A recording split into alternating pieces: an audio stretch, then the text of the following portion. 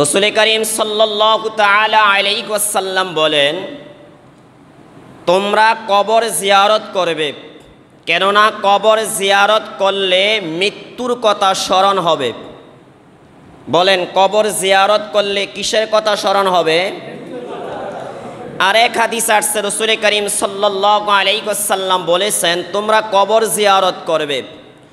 কবর জিয়ারত করলে তোমরা দুনিয়া বিমুখ হবে, আখিরাত মুখী হবে। কবর জিয়ারত করলে গোরস্থানে গেলে দুনিয়ার মায়া মমতা লোভ লালসা তোমাদের অন্তর থেকে দূর হবে।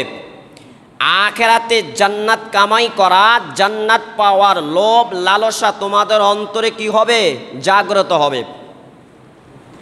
3 নম্বরে রাসূল বলেন, তোমরা কবর জিয়ারত করবা। কবর জিয়ারত করলে আখিরাতের কথা তোমাদের বেশি স্মরণ হবে, পরকালের কথা তোমাদের বেশি কি হবে? 4 নম্বরে আরেক হাদিসে রাসূল করিম সাল্লাল্লাহু আলাইহি ওয়াসাল্লাম বলেন, তোমরা কবর জিয়ারত করবে। কবর জিয়ারতের ভিতরে তোমাদের জন্য উপদেশ রয়েছে। কি রয়েছে বলেন? আসলেই কবর জিয়ারত করতে গেলে সেখানে আমার আপনার জন্য উপদেশ গ্রহণ করার মতন কিছু আছে নাকি নাই? কি ভাই কথা বলেন না কেন? আরেক হাদিসে আসছে 5 নম্বরে রাসূল করিম সাল্লাল্লাহু তাআলা আলাইহি ওয়াসাল্লাম বলেন, হে আমার উম্মতেরা, তোমরা কবর জিয়ারত করবে। কবর জিয়ারত করলে লাভ কি জানো? কবর জিয়ারত করলে শক্ত অন্তর নরম হয়ে যায়। শক্ত অন্তর কি হয় বলেন? এটা কয় নাম্বার?